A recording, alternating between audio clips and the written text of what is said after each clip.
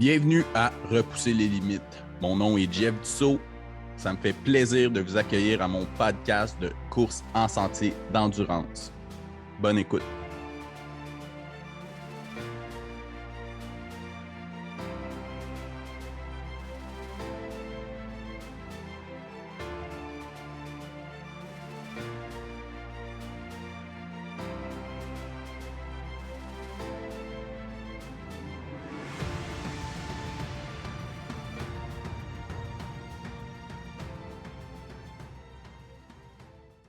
Bienvenue au podcast. Cette semaine, je reçois un coureur qui a connu une saison 2021 fantastique. Il a performé dans plusieurs épreuves. Il a performé très bien au championnat canadien vertical.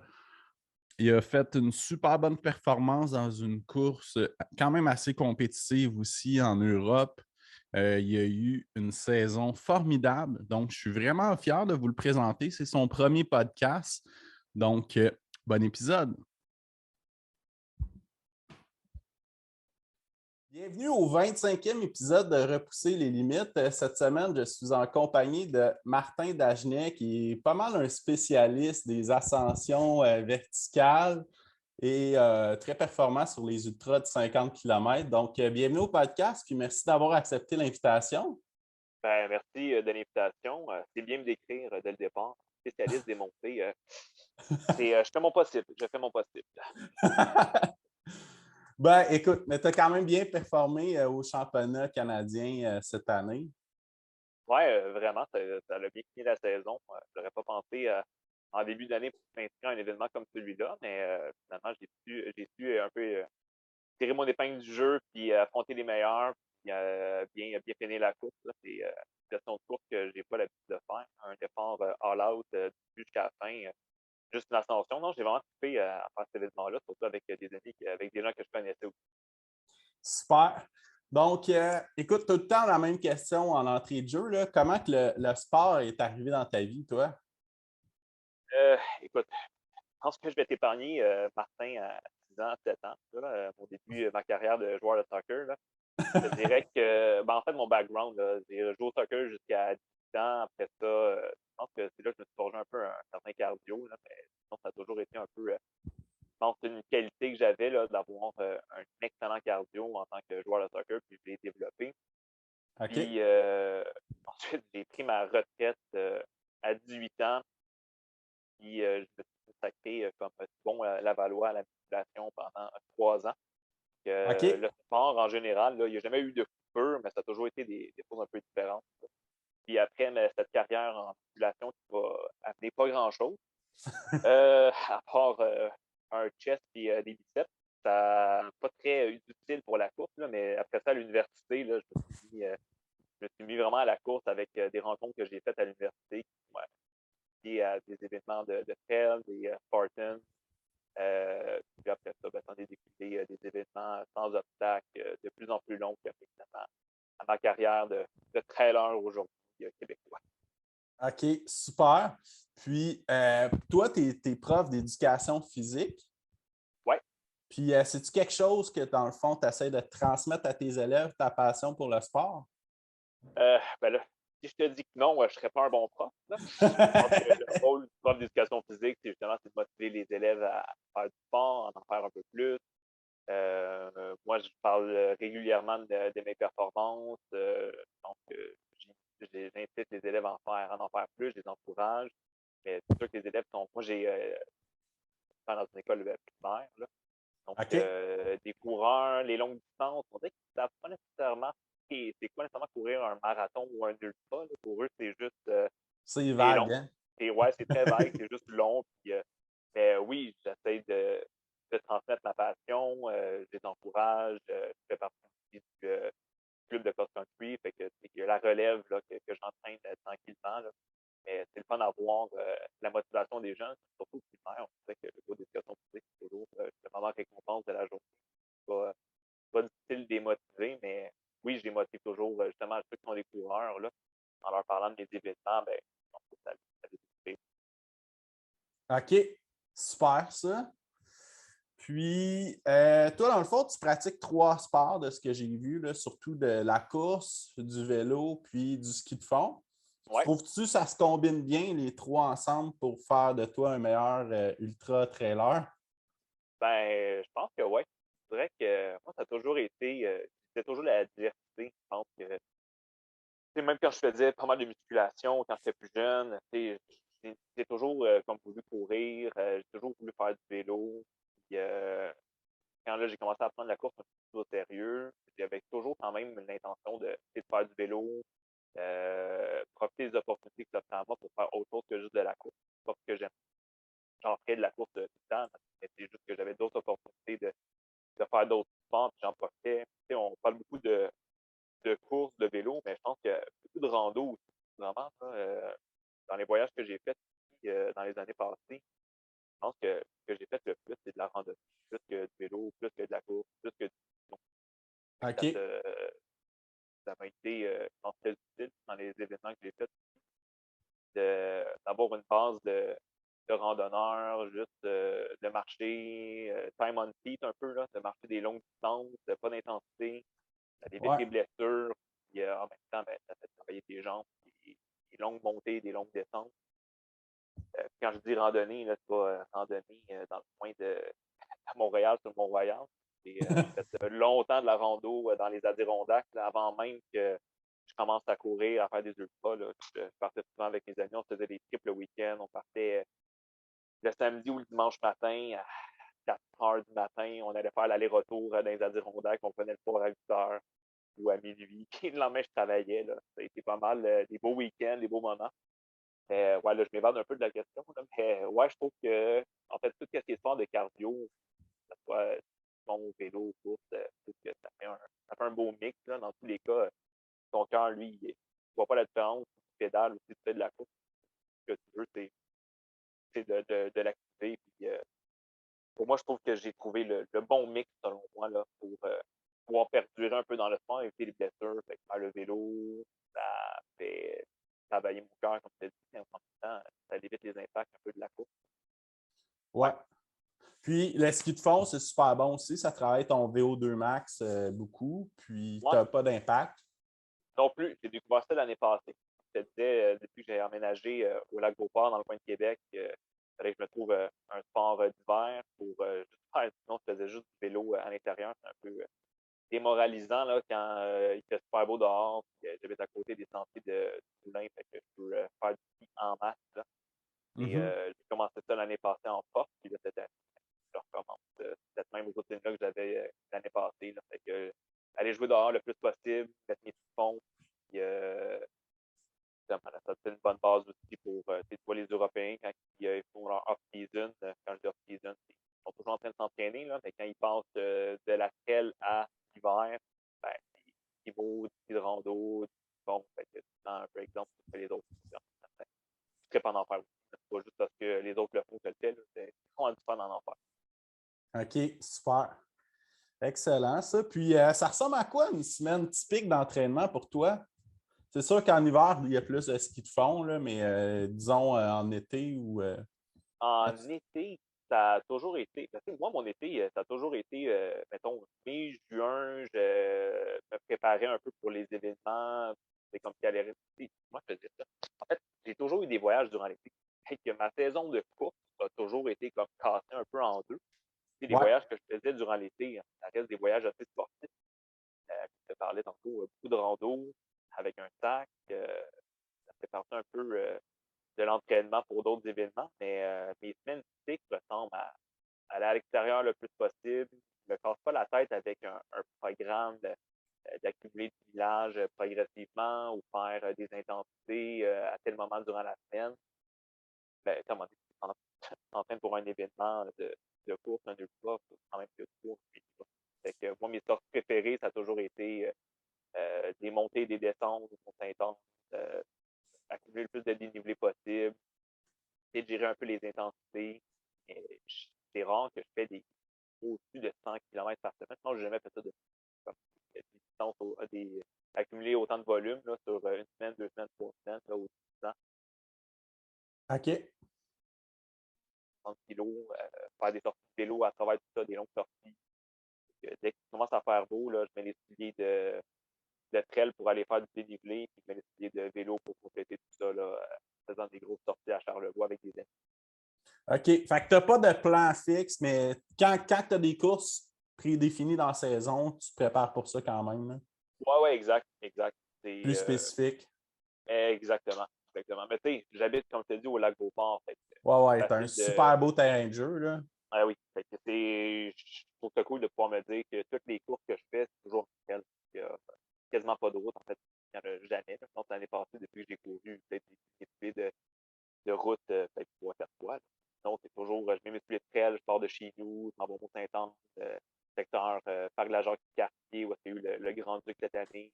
Ouais, Je joue ouais. pas mal dans mon coin, toujours en trail. Il est sorti des sorties courtes, des sorties des fois un peu longues, des sorties avec le max de dénivelé. J'essaie de varier mes entraînements durant la semaine, sans me dire, OK, vendredi, je fais telle chose ou jeudi, je fais telle chose.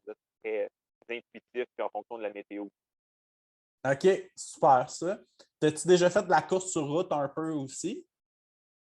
Donc, quand j'habitais à Montréal, Laval, j'ai déjà fait des événements de course. J'ai fait un marathon en 2015. J'avais fait le marathon de Washington. Ouais. Puis, je m'étais OK. préparé en faisant quelques courses sur route, mais j'avais vraiment pas la préparation que j'ai aujourd'hui pour des événements. Mais ouais, j'avais fait un peu plus de route parce que j'habitais pas dans une montagne comme aujourd'hui. Sinon, j'avais fait le demi-marathon de Laval.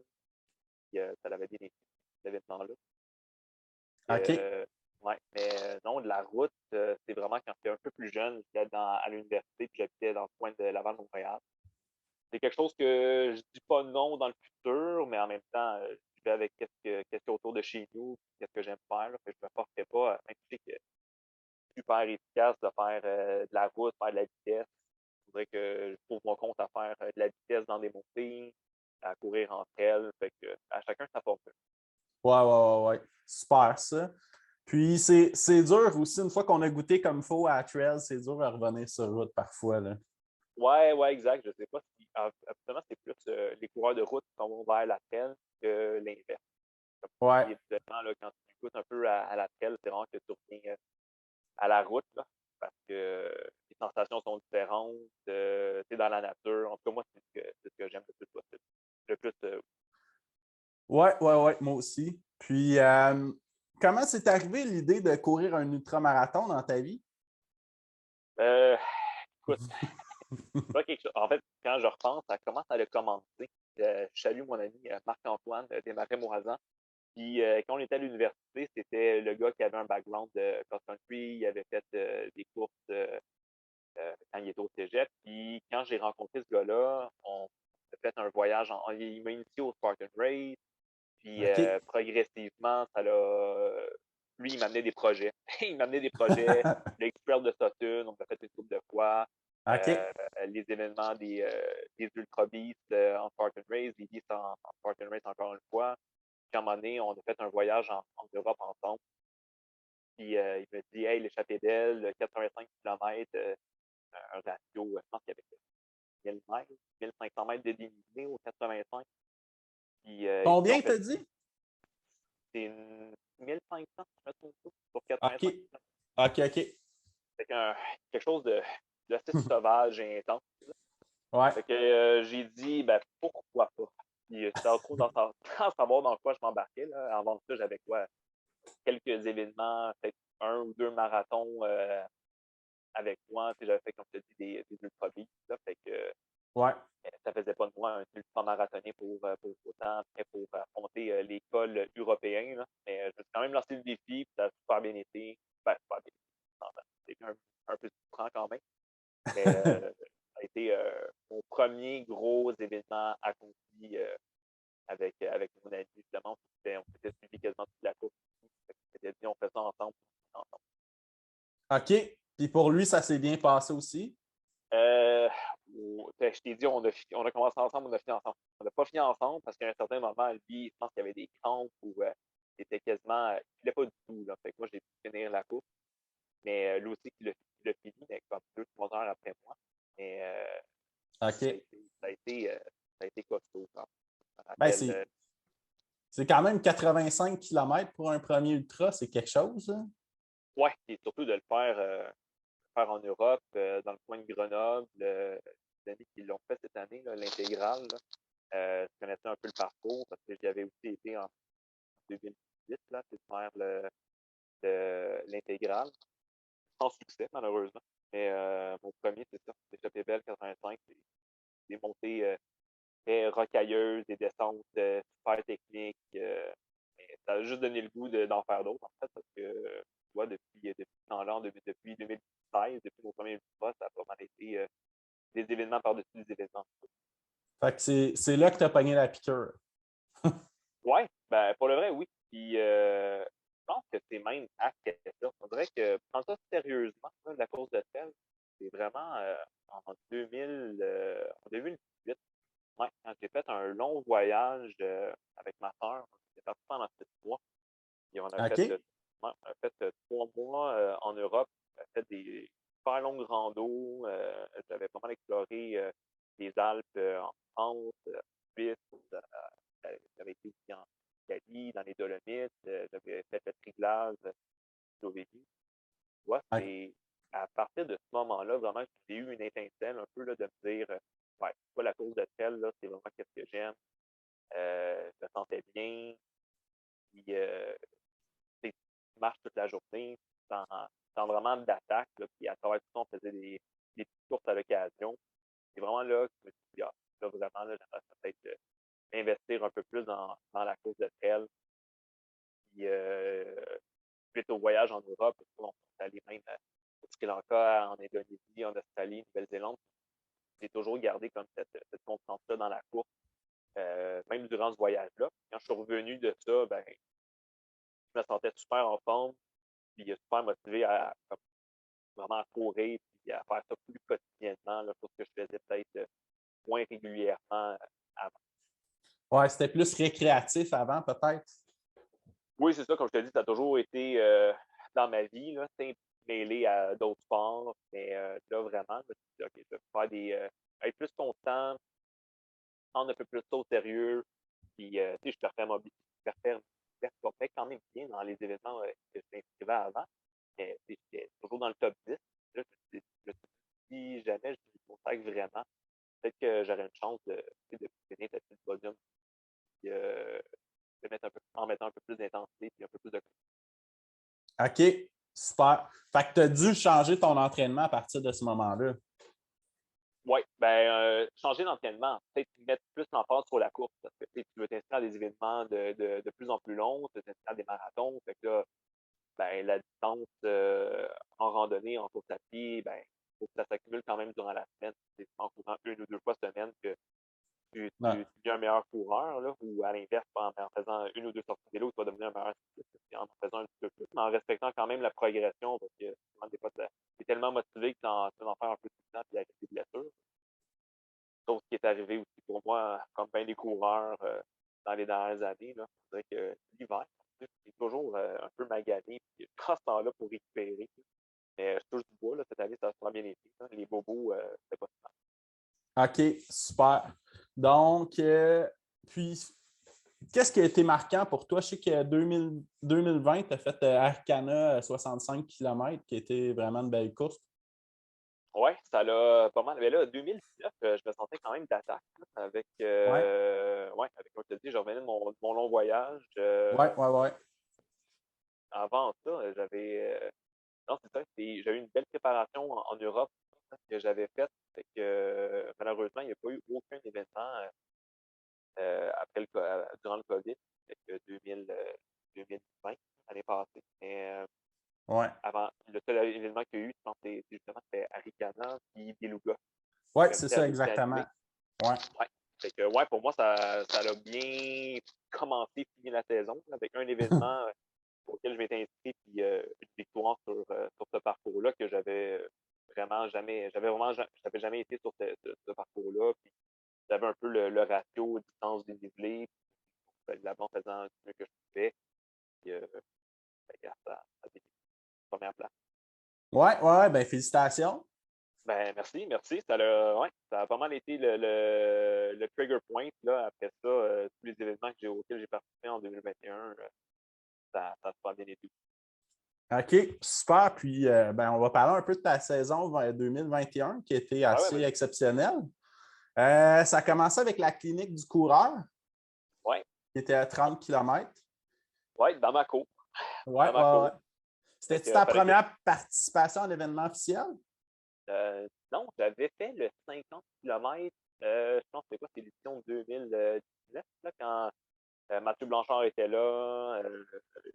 Il y Ben, avait c'est Max c'est une, Leboeuf aussi qui était là. ouais, c'est une course qui recueille beaucoup d'élites habituellement, là. Ben oui. Cette année aussi, malgré le fait que la course a justement autorisé les gens qui sont plus locales un peu, les gens autour de Québec à partir de l'événement, la compétition était assez relevée sur le 30 km. OK. C'est un parcours que je connaissais super bien parce que j'y habite. Puis, je connaissais un peu chaque racine, chaque montée, mais genre de course avec la compétition qu'il y avait puis les gens qui étaient là, c'est pas toi qui gères la course. Là. Tu te laisses un peu gérer puis embarquer avec l'intensité. Puis quand c'est un événement comme ça, c'est toujours plus intense que quand tu t'entraînes par toi-même. Fait que j'ai essayé de suivre le pack, là, on a vite été, moi, Danny Racine, puis Rémi, après peut-être les 5 premiers kilomètres, là, on a pas mal couru, je te dirais, le trois quarts de la course ensemble. Puis, à un moment donné, Danny, lui, il a ouvert la machine sur le mont Tourbillon dans la descente. Puis, moi, j'avais un de mes amis qui était là, qui était capable de me dire à peu près, là, quand je le voyais, à quelle distance il était de moi. Mais on suivait, là, Danny un peu devant, moi deuxième. Rémi, je savais qu'il était pas trop loin derrière. OK. Ça s'est fini jusqu'à la toute fin. Là. Moi, Danny, je l'ai rattrapé sur le mont Écho. Et dans la descente, c'était toujours devant. Au dernier kilomètre, là, parce que il y avait une cartouche que j'avais pas. Il a fini devant moi. Là, son background peut-être de coureur d'athlétisme est ressorti là, sur la dernière ligne droite. J'ai tout donné. Puis, c'était un super bel événement. OK. Ben, super, mais c'est bon, là. Félicitations, ta deuxième place. Ben, merci, moi. Ça a bien commencé la saison. Ça m'a gardé super motivé pour la suite. Ouais, ouais. Super. Puis après ça, tu es allé en Europe En fait, pour avant l'été? ça, il y a eu l'UTCC. Ah, OK, oui, oui, oui. Ouais, j'ai fait le 45 km de l'UTCC là, dans les Chic-Chocs. OK. Parce qu'on y allait déjà avec des amis pour faire de la rando. Puis en même temps, bon, je ne vais pas mettre un événement de tel à travers tout ça. OK. C'est assez brutal quand même comme événement. Là.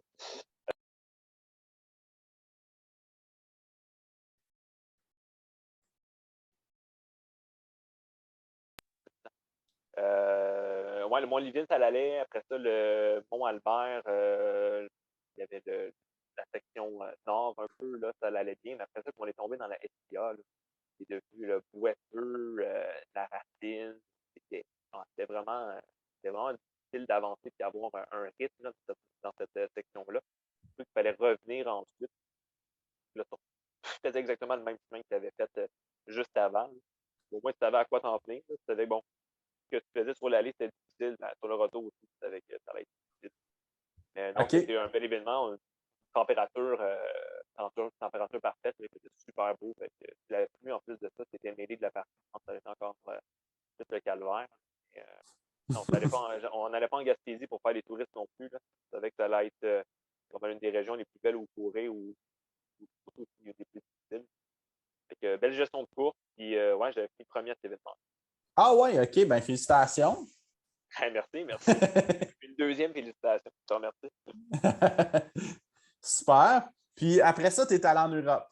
Ouais, en Europe avec mon ami Julien Lacasse et sa copine, là, Qui est initialement, on un voulait. partner de course pour toi souvent, hein, je crois. Ouais, on s'entraîne quand même. Lui habite à Saint-Féréol, fait côté du Mont-Saint-Anne. Étant donné que c'est un de mes terrains de jeu préférés pour m'entraîner, il est souvent de la partie avec moi. Là. Puis Alors, d'ailleurs, on peut voir une vidéo que Rémi a faite avec vous en entraînement là, sur YouTube. ouais, les deux, on s'attaque au segment des pionniers là, sur le Mont-Saint-Anne. Fait que côté assez vertical puis très populaire. Rémi a eu Rémi a eu la chance. Pas non plus répété All-Star non plus, là, mais ouais, Rémi est venu nous filmer dans un effort tempo là, du début jusqu'à la fin. En fait, c'est une montée du bas de la montagne. Super. Fait que Donc, oui, ouais, pour venir à l'été, initialement, on était inscrits, c'est la montée du nid d'aigle. On avait comme 2 projets, 3 projets, moi et mon ami Julien, là, c'était, aller à Chamonix faire la montée du nid d'aigle. C'est une course de 20 kilomètres, il y a 2000 mètres de dénivelé. En fait, c'est une course de championnat du monde. Ça affrontait vraiment les top du top là, en course de trail. Puis, OK. il y avait ce projet-là. Ensuite, il y a eu, on voulait faire la GR10. Fait que, OK. en fait, dans la totalité de la traversée des Pyrénées. Fait que la GR10, c'est quand même 900 km. On n'avait pas ce temps-là. On s'était dit, on va se faire une longue randonnée, puis comme faire un peu d'affûtage puis de préparation en vue de la carrière qui était justement sur les sentiers de la GR. OK. Ça allait être la cerise sur le gâteau là, en fin d'été pour ensuite revenir au Québec. Mais ouais, fait qu'initialement, là, le projet de la montée du Nid-d'Aigle ça a été cancellé. OK. Chamonix, au mois de mi-juillet, là, c'était encore enseveli sous la neige. Il faisait 5-6 degrés à Chamonix. C'est un peu du jamais vu. Fait qu'on s'est dit, ne fera pas des allers-retours juste pour un événement puis être dans des conditions un peu terribles. On a mis une croix sur la montée du Nid-d'Aigle que j'aimerais quand même bien refaire l'année prochaine, en 2022. Ça va être un super beau projet. Aucune chance que je gagne cette course. C'est c'est des rythmes, là, des cadences là, de 4 minutes le kilomètre, mais sur un 20 En km. montée, Ah oui, c'est ça. tabarnouche, OK. Ah oui. Et ça n'a aucun sens. Là. Les gars qui sont là, c'est les meilleurs au monde. Mais quand même, OK. pour le défi, ça pourrait être cool l'été prochain d'aller faire ça. Fait que croix sur la montée du Nid-d'Aigle, on s'en va directement dans la section des Pyrénées pour commencer notre rando. C'est pas de aucune amertume sur l'événement que j'ai pas fait. Je me suis dit, on va là pour avoir du fun. On prend notre pack-sac, notre tente, puis on commence à marcher. Puis on en a profité. On en a juste fait plus finalement sur la GR10 que ce qu'on avait pensé. Ça nous a préparé pour le dernier événement, ben, le seul événement de l'été en Europe, qui était la petite carrière. Quelque chose de sauvage et vertical. OK. Puis comment ça s'est passé, cette course-là? Ben écoute, je te mentirais si je te disais pas que ça a été difficile, même malgré le classement final. Là, c'est quand même les deuxièmes à cet événement-là en Europe.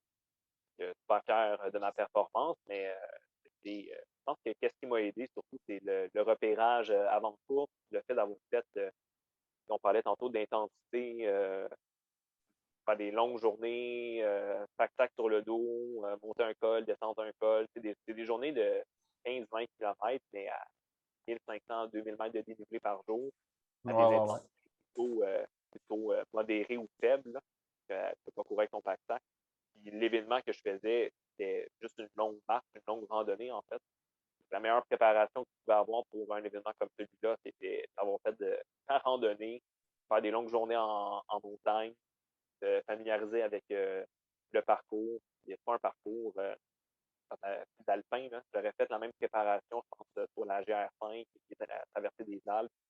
Donc, j'aurais pas été aussi préparé qu'avec la GR5. J'ai fait une rando qui était sur le lieu aussi de l'événement. Ça m'a vraiment aidé, je pense, ce mois-là avant l'événement, là, pour me bâtir un peu des jambes et m'acclimater à l'altitude en vue de cet événement. Fait que Super. la course, au final, ça s'est super bien passé. Là. Je l'avais divisé un peu en 4 sections. Là. Moi, j'avais fait du repérage peut-être 2 semaines avant. J'avais fait chacune des parties de la course. J'avais fait ça en 4 jours, fait environ 15 à 20 km par jour pour faire toutes les sections, pour pas qu'il y ait de surprise. Puis, non, au début de la course, ben là, il y a toujours du monde qui part beaucoup trop vite, en fait. Là. Mais à chacun sa stratégie de course, mais ça finit que après une quinzaine, vingtaine de kilomètres, ces gens-là, je les ai tous rattrapés. Il y avait la montée de Soutinem. En fait, c'est le Riufray, en fait, là, après le refuge de Soutinem. Il y avait la montée du Riufray, qui était une montée de 1500 mètres steady. Là. C'est rare Ah qu'on ouais. dit ça, quand tu montes, mettons, le Mont-Saint-Anne, tu as 600 mètres de dénivelé, ou mettons le Mont-Albert, 800 mètres. Et là, quand tu as 1500 mètres d'un coup de dénivelé, fait que c'est de te gérer dans tout ça. Puis, des montées comme ça, il y avait 3-4 durant la course. Ça n'accumule pas 7000 mètres de dénivelé sur une côte, mais c'est le cumulatif de tout ça. Là, il y avait des bonnes montées. Comme je te dis, moi, une de mes forces, là, tu m'as décrit en début d'entrevue comme un spécialiste l'élite de et j'ai tiré mon épingle du jeu là, dans les montées constantes. J'ai bien géré mon énergie en début de course, au kilomètre 30. Sur une course de 70 km, j'étais déjà rendu deuxième ou troisième. Et j'ai rattrapé tout le monde dans cette montée-là, le Rivicain, là, qui était 500 mètres de dénivelé. OK. J'ai croisé le premier à ce moment-là, mais c'est le premier vraiment. Là, j'ai l'impression que c'était vraiment sa journée, était une coche de plus là, que tout. Je n'ai jamais OK. réussi à le revoir, même à le rattraper. Là. Et après ça, moi, j'ai géré ma course du mieux que je pouvais. Gros coup de chaleur, par exemple, au kilomètre 55. On on est parti à 5 heures du matin. Les premières heures sont toujours agréables, température vraiment parfaite. Dès que le soleil s'est levé, là, tu vois, c'est vraiment une journée super chaude. En même OK. temps, je suis assez content. Là. J'aime mieux qu'il fasse super chaud que température. C'est quand même 3 fois à 3000 mètres à franchir. Des fois, tu as une mauvaise journée, un mauvais week-end. C'est pas des surprises des fois s'il fait -2 au sommet avec du brouillard. Ils ont déjà annulé l'événement, je pense, il y a 2 ans, ils avaient arrêté l'événement parce que ça avait été au niveau température, là, c'était trop dangereux, des conditions qui allaient mettre la vie des gens en péril, là, littéralement. Là, fait qu'ils avaient arrêté l'événement. Mais nous, c'était juste beaucoup trop chaud. C'est rendu à 2-3 heures de l'après-midi, 2 heures de l'après-midi. Là. Moi, j'entendais une colle vers pas une colle. J'entendais une ascension vers le refuge de Basquiat. C'était là, le coup dur de ma course à son moment. Il faisait super chaud, pas d'arbres, j'avais plus d'eau. Une chance qu'il y avait deux bénévoles en haut qui n'étaient même pas supposés être là, qui m'ont donné des craquelins et un peu d'eau parce que je ne m'aurais pas rendu, je pense, au dernier refuge. Là. J'étais OK. étourdi, je voyais des points noirs. J'avais pas de gaz, j'avais pas de deuxième pièce. Je regardais derrière moi à l'occasion, mais finalement, je pense que tout le monde a plus difficile que moi à ce moment-là. Fait que tout le monde a comme ralenti. Et finalement, j'ai réussi à quand même bien finir la course. Là. Les 10 derniers kilomètres, kilomètres 60 à 70, c'était une longue descente, pas trop technique. Fait que je savais que si j'étais en bon état encore et les gens étaient capables d'avancer, je vais garder le classement que j'avais à ce moment-là. Comme je te dis, en ayant fait du repérage 2 semaines avant, ça n'avait pas surpris. Je savais exactement ce qui m'attendait. J'ai fini la course avec confiance dans le deuxième. Puis, ça a dû être quand même assez gratifiant, ce résultat-là, pour une course à l'international qui est beaucoup plus technique que ce qu'on a au Québec aussi. Oui, vraiment. Je me suis dit finalement que c'est le genre de parcours qui m'avantage. Puis de compétitionner contre des Européens, puis bien finir en sol européen, c'est toujours gratifiant et motivant. Je ne spoil rien, mais je suis pas mal sûr d'être là l'année prochaine. C'est pas sur cet événement-là en Europe, là, mais sur un autre événement aussi, dans le même genre de profil là, vertical l'année prochaine en Europe. Donc, j'imagine, toi, tes forces, c'est vraiment les courses qui ont le plus de dénivelé, contrairement aux courses plus rapides qui sont plus plats. Oui, ouais, vraiment. Tout ce qui est, je te dirais, assez technique, puis avec beaucoup de dénivelé, c'est vraiment le genre de course que moi je trouve intéressante pour l'avantage. OK. Comme l'Ultra Trail des Chic Chocs, entre autres. Comme l'Ultra Trail des Chic-Chocs. Mais en habitant aussi au lac Beauport, c'est super technique autour de chez nous, là, plein de racines, pas des Ouais, ouais. montées interminables, là, malheureusement, mais c'est le genre de terrain que moi j'aime courir. Là. Je faisais un événement dans mes premières années, là, le X-Trail de Sutton. On Ouais, parlait un peu de comment j'avais commencé. Et le ouais, ouais, X-Trail de ouais, Sutton, ouais. ça a pas mal été un événement que j'ai fait, je pense, 5 fois, 5 éditions. Puis vraiment, à chaque fois que je faisais cet événement-là, là, je tripais là, du début jusqu'à la fin parce que c'était super technique, il y avait des bonnes montées.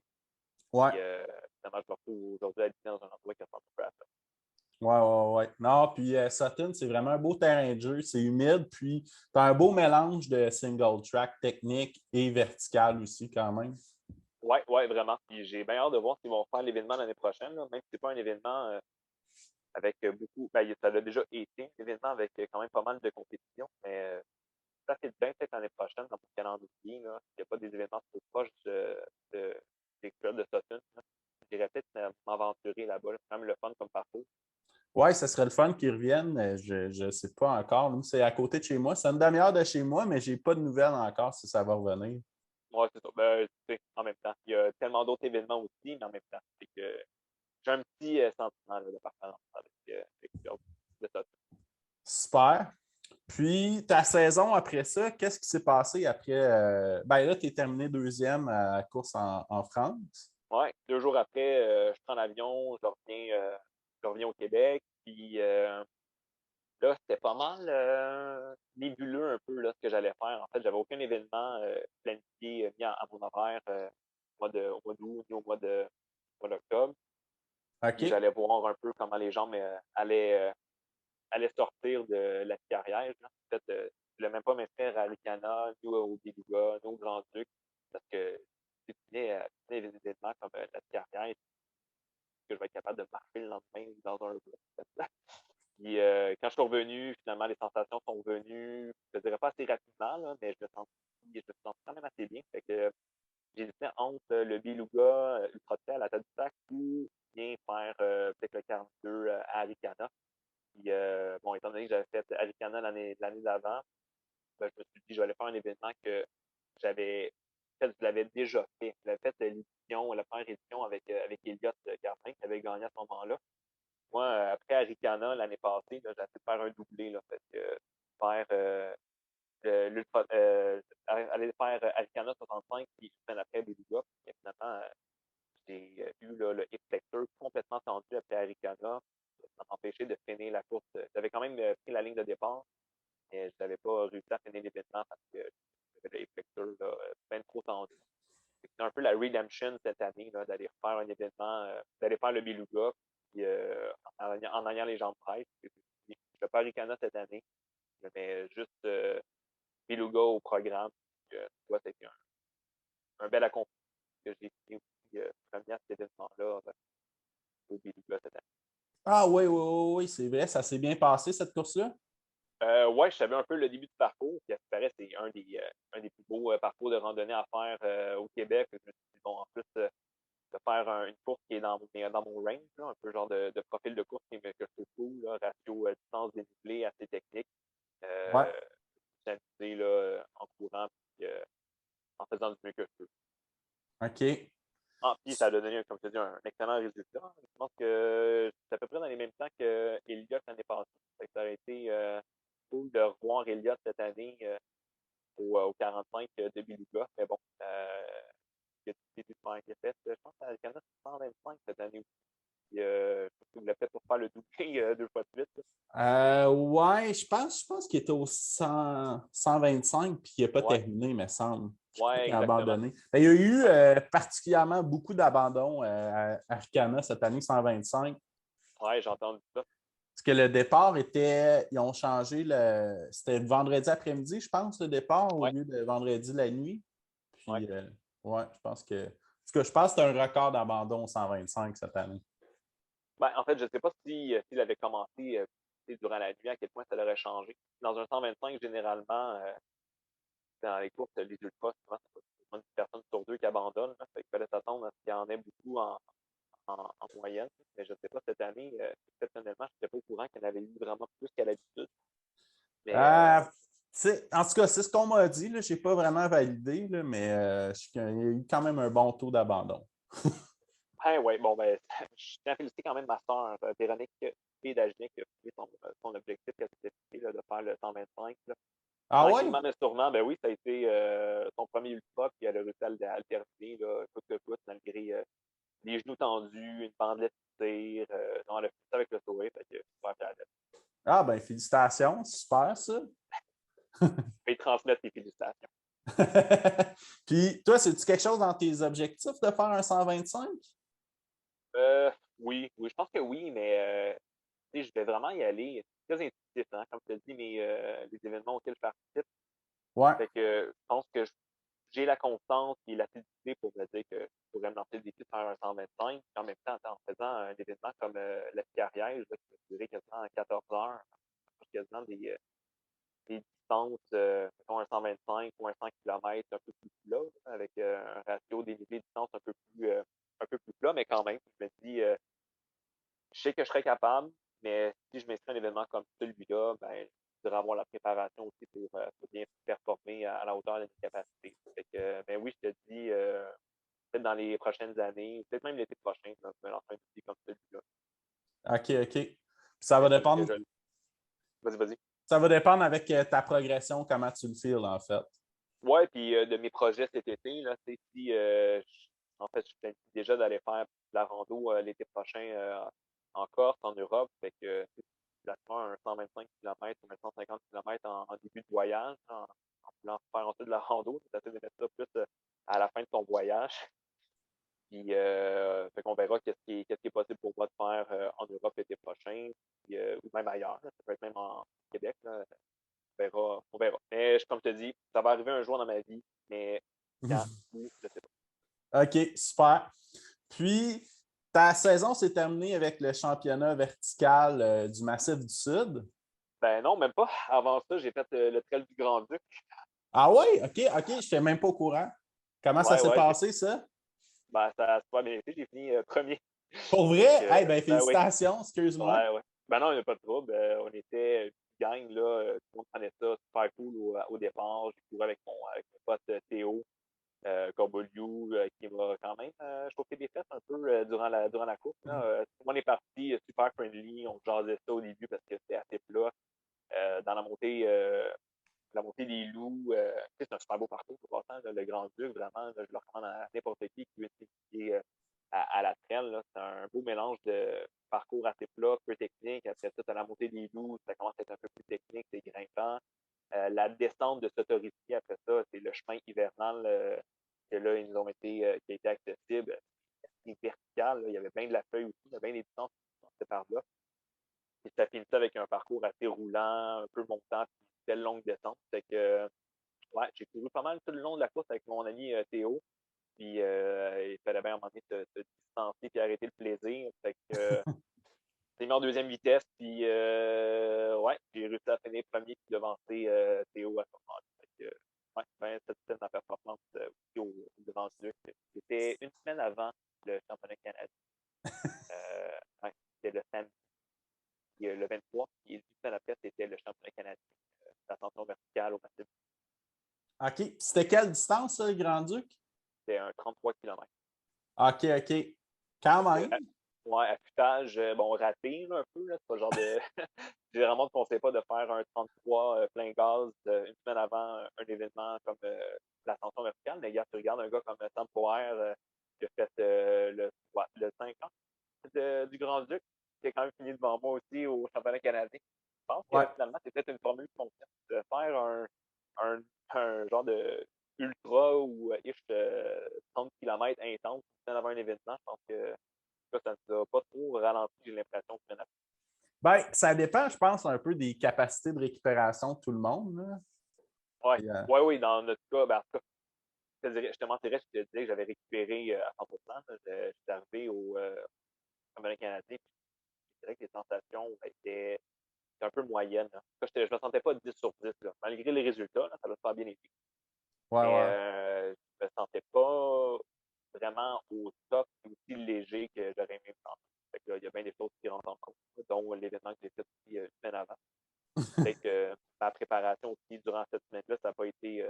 J'ai mal géré un peu mon intensité, là, je pense, que c'est les sorties que j'ai faites. Mais regarde, comme tu as dit, les résultats sont super.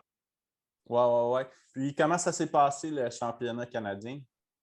Ben, premièrement, j'étais super content qu'il y ait cet événement-là. C'est la première fois que je participais à un événement aussi important. Ça porte quand même le nom de championnat canadien. Puis, de, de ce que tu vas en retirer quand tu étais premier ou deuxième, c'est quand même aussi, là. Tu vas représenter le Canada au championnat du monde en Thaïlande en 2022. Qui a été finalement reporté. C'était supposé être au mois de février, puis ça a été reporté au mois de novembre. Fait que OK. les premiers et deuxième, ça prenait beaucoup de sens, puis l'enjeu était important. Ouais. Mais non, je me suis dit, gars, pourquoi pas un événement en fin de saison, pas de blessure, un parcours grimpant, assez court, c'est le Qui est dans tes d'entraînement que j'avais. cordes, là. Bah ouais, parce que comme je te disais, en m'entraînant au Mont-Saint-Anne, des montées de tempo sur les pistes, sur les sentiers, j'en ai souvent fait. Fait que je savais que j'allais pouvoir quand même bien me planter, mais c'est bon, même les coureurs de trail qui étaient là, qui étaient bons à part de ça. Là. Ouais. Puis, que ça allait être le fun de voir des visages familiers, puis des gens qui ont gagné des événements, bon, des gens qui ont gagné des bonbons, des gens qui étaient là au QMT, qui allaient être là sur la ligne de départ. Fait que, on est arrivé Ouais. là, couteau entre les dents, prêt à fournir un effort super intense. Puis, on a géré un peu sa course mieux qu'il pouvait, puis c'était tout le temps en train. Super. Puis, dans le fond, tu as terminé troisième. Étais-tu quand même proche des deux premiers? Ouais, ben là, le début de la course, ça s'est. Finalement, je me suis dit, je partirais pas trop vite. Hein. Puis, finalement, troisième dès le départ, là, après les 100 premiers mètres. En fait, j'étais quatrième. Ça l'a joué pas mal du coude dans le sens imagé. La personne ça a été vraiment là, une course où il y a eu quand même des changements pas en tête. Là, Alex Ricard a vraiment été début jusqu'à la fin, il a géré sa course comme un champion. Puis, il y a Sam Poirier qui était là deuxième. Puis je te dirais que Rémi, à un moment donné, il m'a même dépassé juste avant le gros mur, là, au kilomètre peut-être 3,5. Là, tu vois, Rémi m'a dépassé. OK. Puis ça m'a quand même surpris parce que, ben, pas que Rémi me dépasse, là, c'est des choses qui arrivent quand même. Là. Rémi, c'est un super bon coureur. Mais il a Ouais. quand même pris une bonne avance sur moi dans la montée là, assez verticale, dans la section la plus pentue là, du parcours. Puis j'ai rentré dans la forêt, là, la section technique, là, qui restait 2,4 km. J'étais quatrième à ce moment-là. Puis, je voyais même pas Alex, je voyais même pas Sam Poirier, je voyais même pas Rémi non plus. Puis bon, là, je me suis dit plein gaz, là, il me reste 2,4 km. Puis c'est quoi, j'ai quand même bien accéléré. Puis j'ai demandé, j'ai vu le maillot jaune de Rémi. Fait que là, je le rapproche. Je me rapproche de Rémi.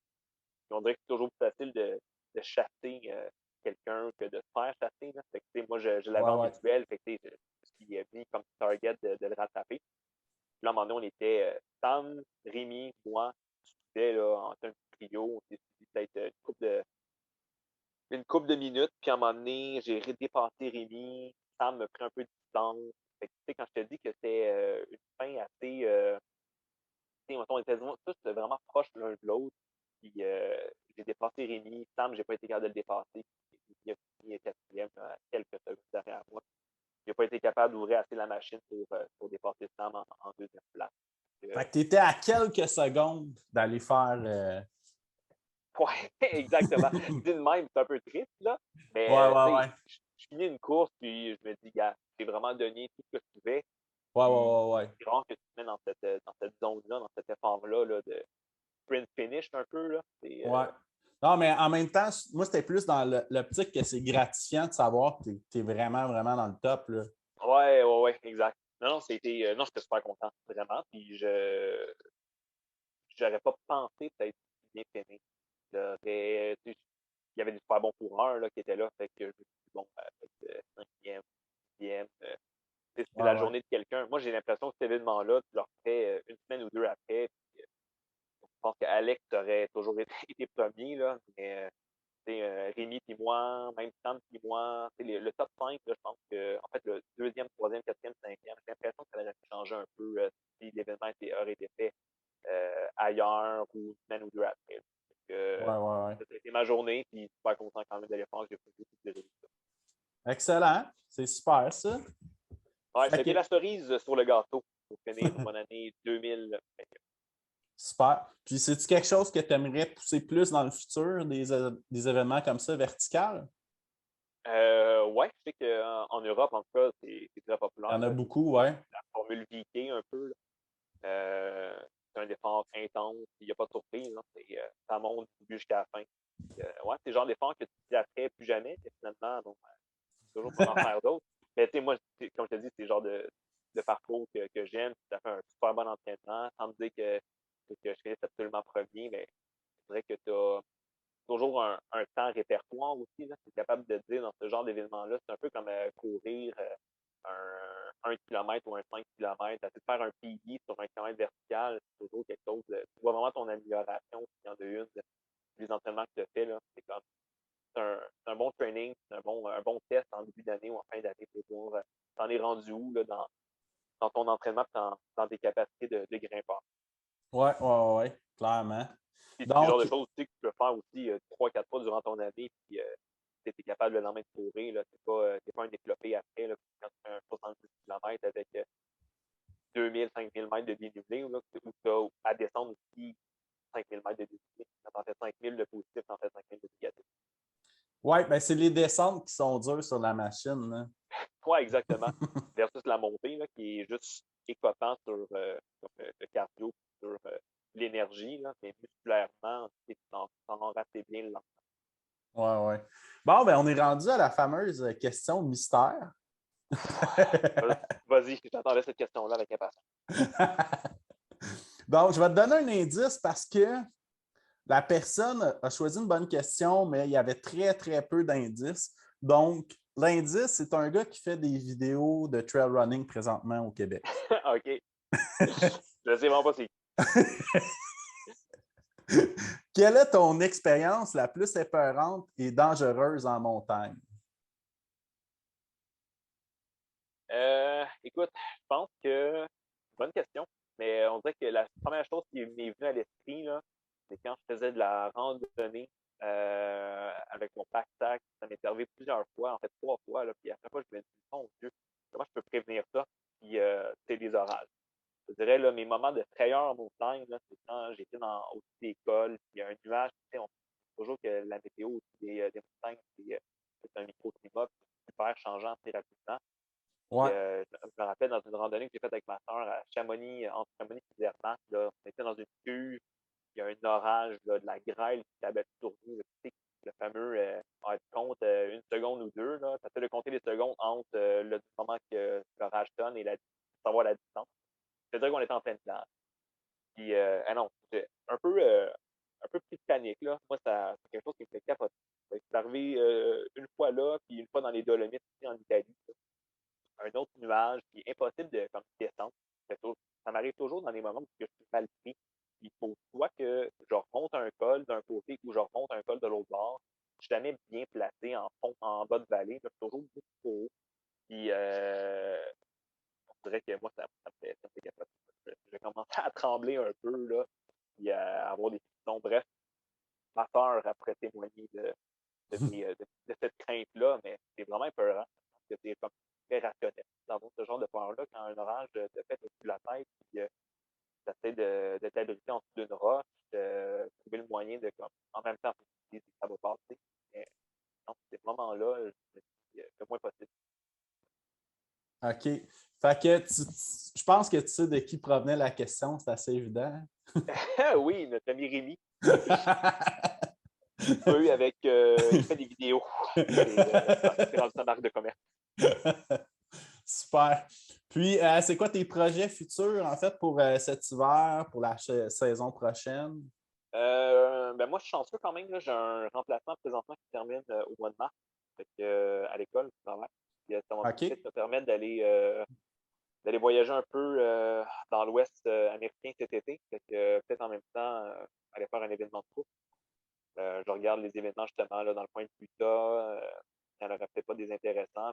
Ça va être juste un test en début d'année là, sur un. Ça sera pas technique et super grimpant, mais peut-être faire un marathon dans le coin du Utah au mois de mars, ça peut être un beau défi pour commencer la saison. Et j'aurais peut-être 3 semaines, un mois là, en profiter pour faire de la course, de la rando, visiter un peu. Fait que le premier projet au mois de mars. Ensuite, l'été prochain, c'est pas nébuleux, mais les courses vont se placer à travers mon voyage en Europe. Je vais essayer de faire ça intelligemment là, pour faire des longues distances en début d'année.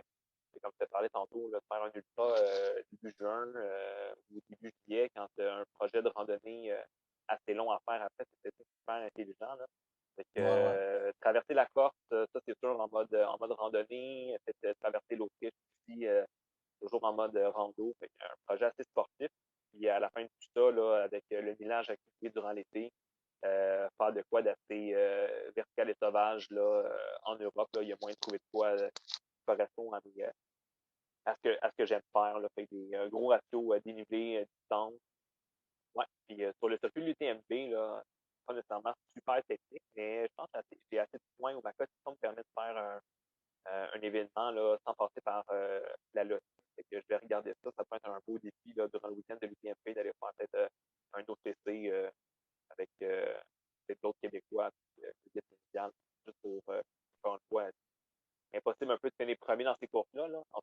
dans mon cas.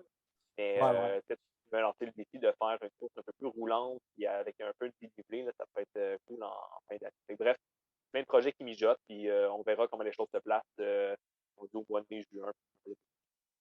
Super, ben excellent. Ben, merci beaucoup pour ton temps et tout. Puis ben, félicitations encore pour ta saison de feu. Oui, ben merci. On va essayer de reproduire ça en 2022 avec d'autres défis. Là. Tant que la santé est bonne et les jambes tiennent le coup, là, je vais rester un passionné de l'entraînement et de la course à pied. Fait que tu devrais m'entendre parler de moi en 2022. Super, ben merci beaucoup. Ben cool, merci à toi de l'invitation, puis on se rejoint. Yes, merci. Salut. Salut bien.